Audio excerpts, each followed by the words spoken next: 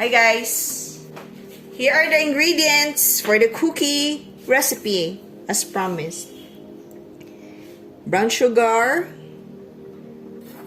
nuts, egg, all-purpose flour. This is a combination of salt and baking soda. Of course, white sugar, vanilla, butter, and choco chip or chopped chocolates. So first, butter.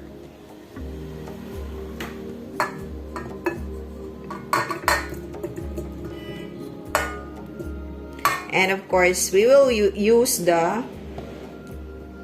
this attachment, not the whisk. But if you have only a hand mixer, then you just use whatever attachment you have. White sugar, brown sugar. So usually the butter is from the refs or from chilled, so to bring it to room temp, you just cover the butter with both the white and the brown sugar. It will help the butter to reach room temperature faster. You can check if your butter is ready when you can already press it. It's soft. When it's very hard, then you will just have difficulty in creaming the butter with the sugar. So you better wait until this becomes a little soft before you start beating. So for the first 2 minutes or so, you just put it on low or number 4, medium low.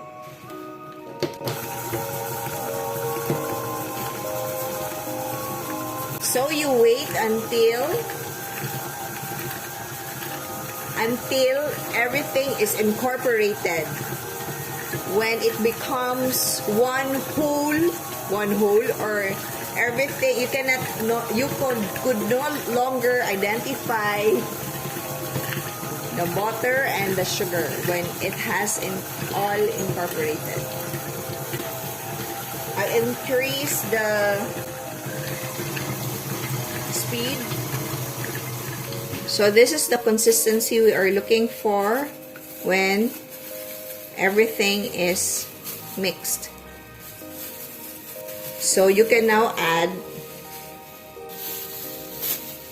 the rest of the white liquid ingredients. So the egg,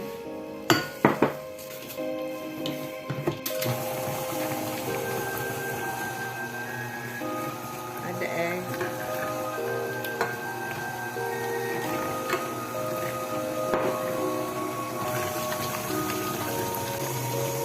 and the vanilla.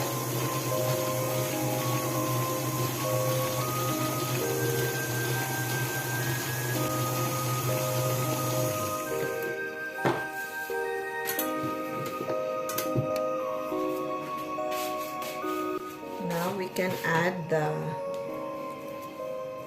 flour and the baking soda and the salt. Pre-sifted this, the salt and a little at a time, the salt and the soda together with the all-purpose flour.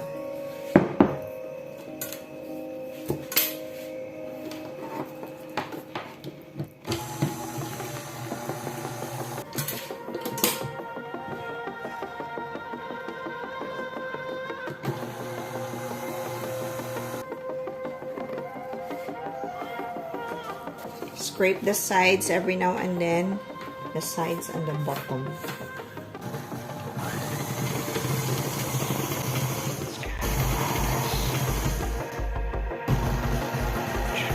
Do not overmix.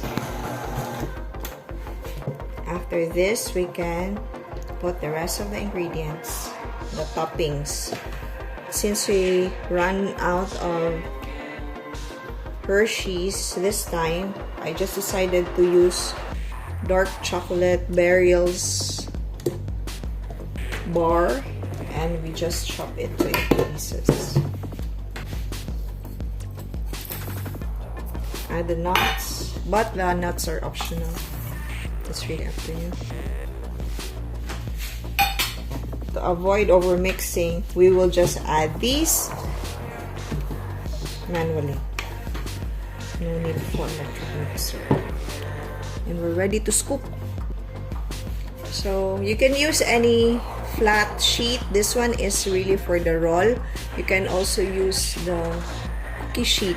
And just grease, or this one, no need to grease because I'm using silicone or silk pad to be exact. But if you don't have it's okay. You can use baking paper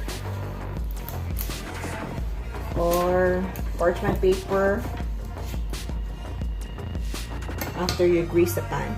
So here I'm using a small ice cream scooper. I love using scooper because it actually helps you make your cookies even in sizes, and also it is less messy. I prefer the smallest size.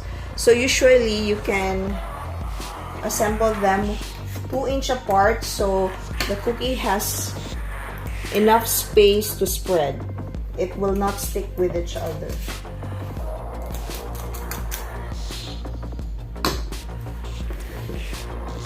So here it is.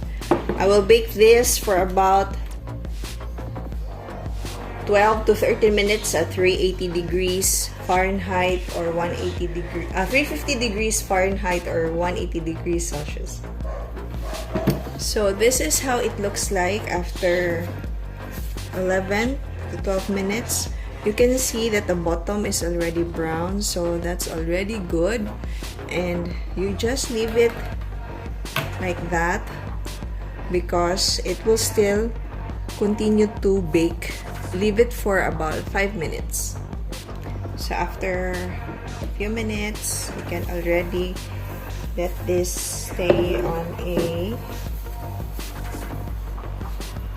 cooling rack so it will cool down completely.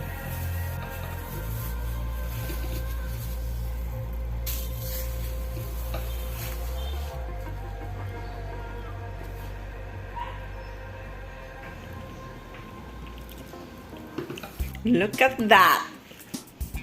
Shut up!